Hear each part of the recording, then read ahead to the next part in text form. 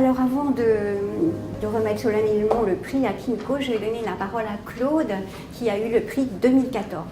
Je travaille sur la nature parce que, au fond, pour moi, le rôle de l'art, on le voit dans l'histoire, a souvent été lié à un engagement. Et donc, pour moi, le grand engagement aujourd'hui, c'est celui de la sauvegarde de la planète. Le prix Nobel de chimie, Paul Crutzen, en février 2000, a dit « Nous avons quitté l'Holocène, nous sommes rentrés dans l'Anthropocène », c'est-à-dire l'âge de l'homme. Et c'est vrai que 83% de la planète est sous l'influence de l'homme, par l'urbanisation, par l'industrialisation, etc. Alors qu'est-ce que c'est là-dedans l'art anthropocène ? Eh bien pour moi, c'est un art qui s'inspire de la nature, qui a une posture sobre. Alors, cher Kimiko et cher Jean-Michel, je vous remets solennellement cette ermite de papier.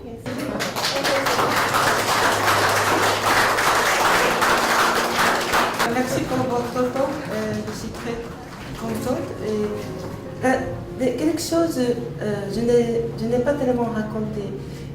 Le plus grand choc que j'ai eu en arrivant en Europe, c'était la rencontre de l'art baroque. Cela, c'est une saturation d'espace, trompe-l'œil, et je découvre quelque chose que je n'ai jamais vu de ma vie. C'est là qui m'a renvoyé de découvrir, de réfléchir ma propre culture.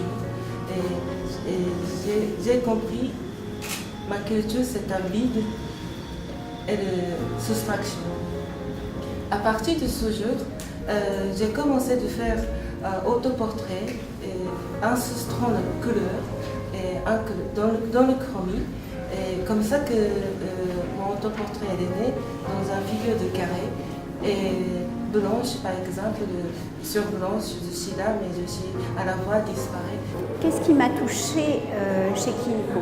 Déjà, je le disais tout à l'heure, cette démarche d'un couple qui met en avant une femme, je trouve ça extrêmement novateur et généreux.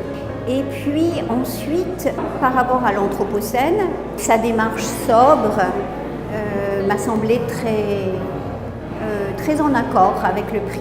Je suis très contente d'avoir